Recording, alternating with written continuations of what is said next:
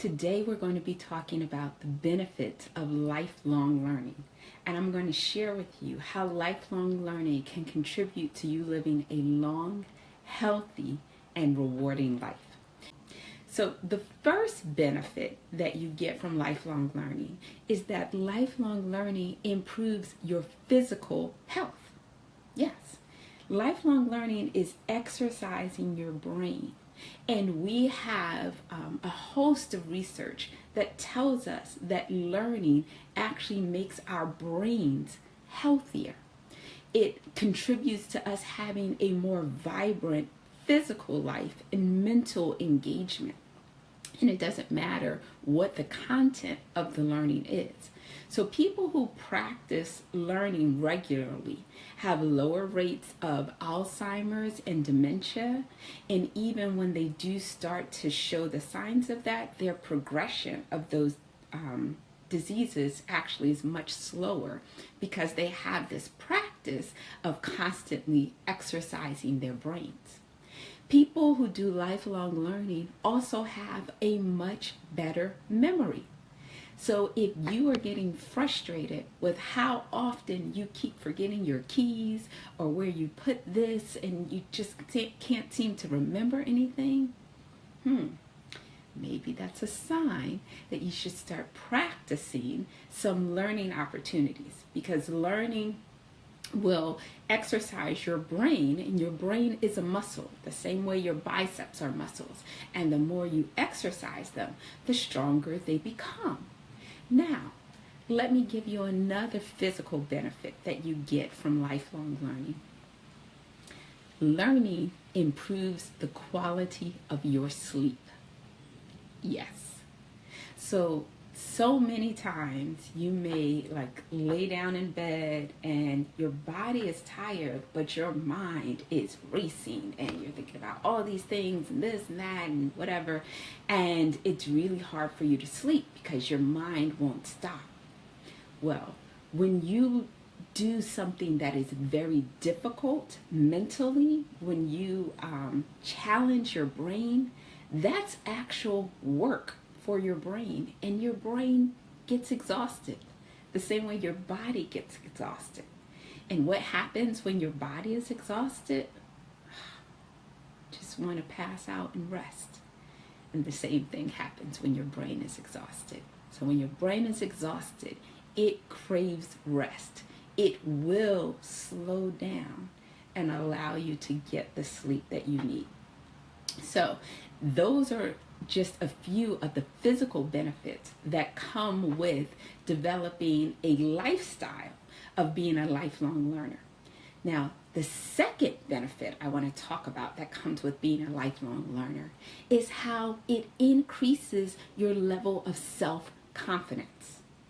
So there are two components of self-confidence. The first is having a trust in yourself, in your ability.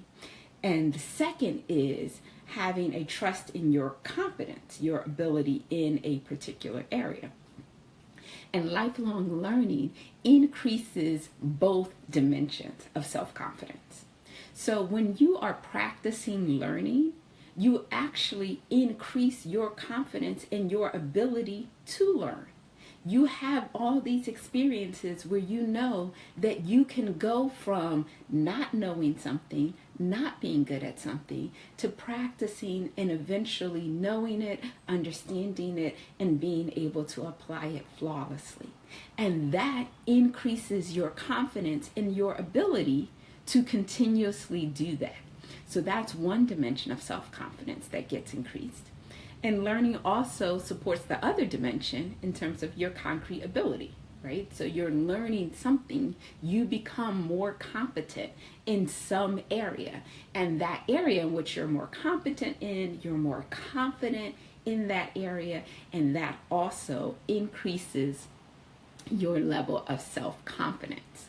So I encourage people to develop a habit of not just taking in the information, but applying it, right? Because learning is not passive.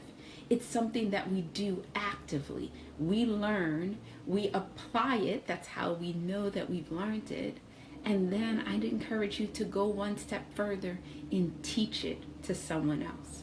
Because when you teach what you've learned, it deepens the level at which you understand it. And it increases your confidence because you're like, wow, I really do know this. I'm able to teach it and I'm able to add value to someone else. So it's a win-win situation. So next time you learn something, whatever you're learning, try to find a way as you're learning it to apply it and then to teach it, and just keep that cycle in for all of your life, for everything that you learn. So for me, getting a PhD drastically increased my self-confidence. And not because it impresses other people, because I could really care less about that. I'm talking about the process of having to teach myself something that at first was very, very difficult, and having to acquire a level of mastery where I could actually be positioned as an expert and teach others in this area is a great confidence booster, because I know I can teach myself anything. Like, having completed that process, I feel like I might not know something now, but whatever it is, I know how to learn it. And I know how to work with myself and teach myself what I need to learn it. And that's really the value of having this approach to lifelong learning, and why it increases your self-confidence. It doesn't matter what you are learning. It matters that you understand that you know how to work with your own brain, how to work with your own personality, how to work with your own timetable, and how to teach yourself what it is that you want to learn. And that will enhance the quality of your self-confidence.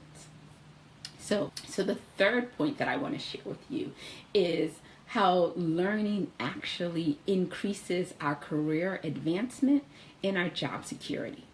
Now, this might be pretty obvious to you because we live in a knowledge economy, right? So we're in a time where things are so constantly changing that you always have to be learning new skills just to keep up.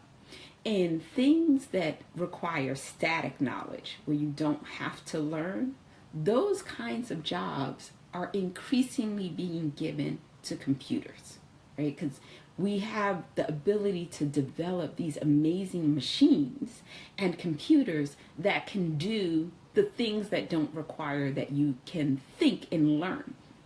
And so for us to succeed in this knowledge economy that we're in, for us to not be replaced by computers, we have to use one of our God-given resources that make us truly distinctive, and that's our brains, our ability to think and to learn and to acquire new information. So many people in this economy will most likely switch careers at least once within their professional life. And learning is an essential part of, making sure that you can make that switch, or when you do make a switch, you need to learn what are the expectations and resources that are available for this new job that you have. And a lot of people will switch not just one time, but multiple times over the course of their careers. And even if you are part of that small few who has the fortune to stay in one job or one career for 30, 40, 50 years, that's great. But even you will notice that the nature of your work changes over that 50-year cycle. And so you really do need to be engaged in the process of learning in order to just keep your job and to do it well, even if you're not planning to change careers or to change a particular kind of job. So one of the examples that I love about this is the movie Hidden Figures. Have you seen it? It is a movie with 3 African-American women, true story, who really played an integral role in NASA and helping us to land on the moon. So it's a great movie. If you haven't seen it, you should watch it. But one of the women in the movie, I believe her name is Dorothy Vaughan, and she was played by Octavia Spencer. So her job, and all of the Black women that worked with her, their jobs were to be computers. They would actually do computations for the scientists to help with the launch. And this was before there was a such thing as a personal computer. These things would be done manually. And at the time in the movie, you see Dorothy Vaughan confronted with the first IBM. And this is a massive machine. It takes up a whole room. And she's asking what it is and learning that this machine is going to do the work that she and her colleagues have been doing, and it can do it faster and it can do it more efficiently. And so the machine is essentially going to put her out of work. But what she does is recognizing that every machine needs someone to program the machine.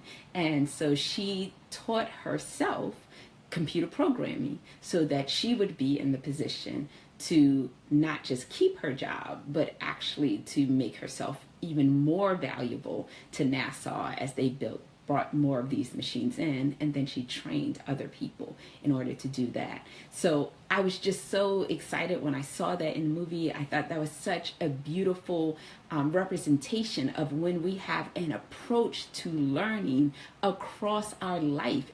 So let's think about the fourth benefit that comes with lifelong learning. And that's that lifelong learning improves the quality of our relationships.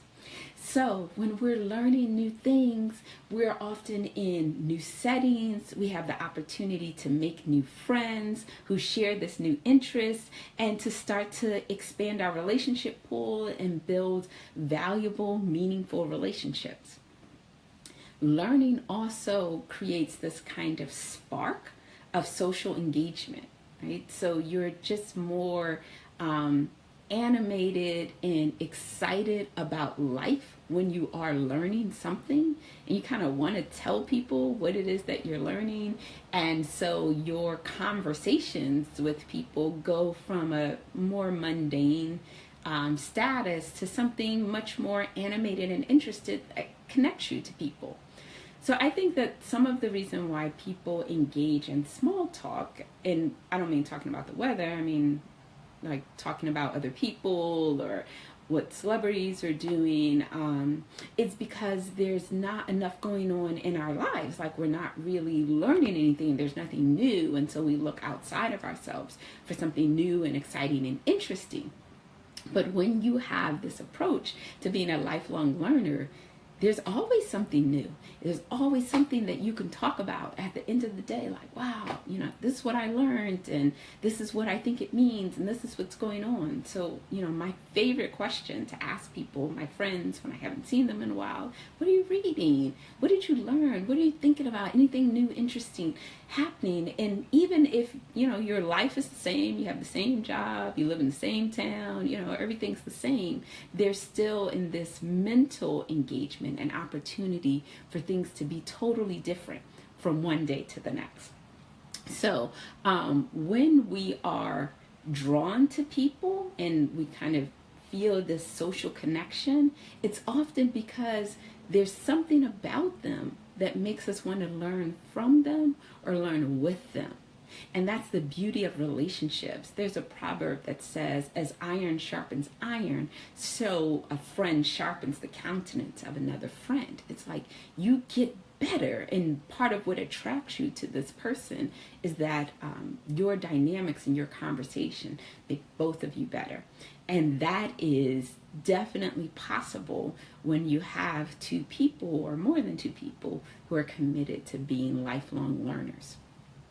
The other way in which lifelong learning can improve your relationships is for all of you parents out there, or people who are responsible for or engaged in shaping our next generation. Well, by you having an attitude of lifelong learning, you actually model the kind of behavior that you want to see in your children or the children that you are loving and how they approach school. So too often, we may take the approach of, do what I say, not what I do. And if you know any kids, you know that doesn't really go over well with them. And so instead of telling them it's important that you read, it's important that you learn, you actually model that behavior by being a lifelong learner, and you tell them in ways that are much more powerful and that stay with them much longer. So I have a very good friend who is always talking about how much his aunt would read and what a big impact that's made on his life to this day, like 40 years later. But he used to live with her, and just every time he turned around, he'd see her, curled up with a book reading, and her level of engagement and intellectual inquiry helped him to value that for himself. And she never said, you have to read, you have to make sure that you do X, Y, and Z, but she said it through her behavior.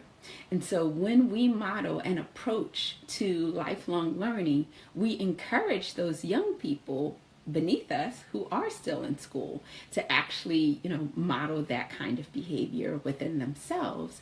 And that increases both of our success, right? And we're able to do it together, which is always much more fun. So what's the fifth strategy, or the fifth benefit? Okay, the fifth benefit of lifelong learning is that it increases our wisdom. And so lifelong learning enables us to have a more rich perspective on the world and ourselves as part of that world and our place within it.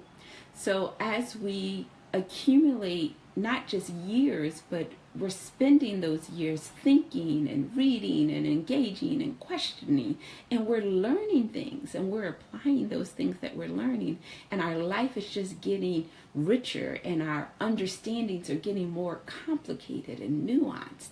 And that's both true for understandings about ourselves within ourselves. So we gain perspective about some of the whats and the whys that help us understand our previous successes and failures differently. But we also gain perspective about our world, and we start to understand how it's connected and how things work. And that kind of perspective is just invaluable.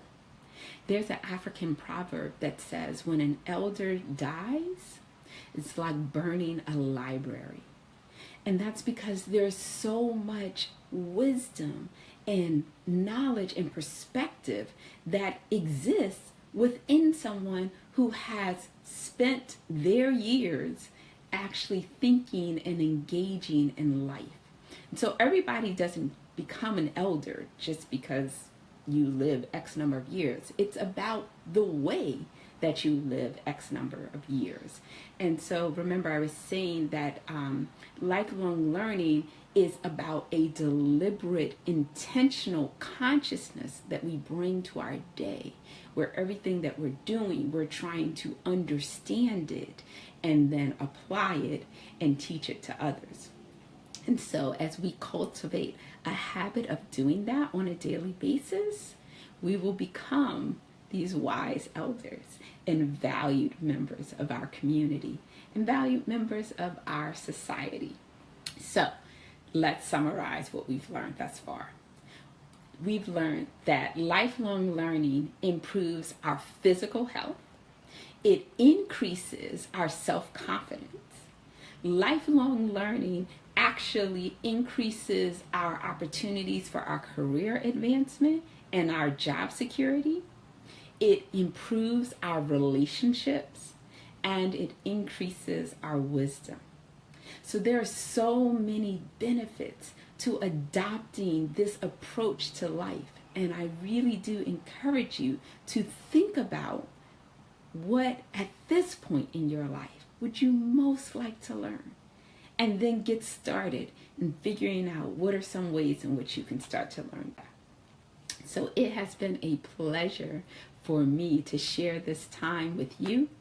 I hope that it's been useful for you.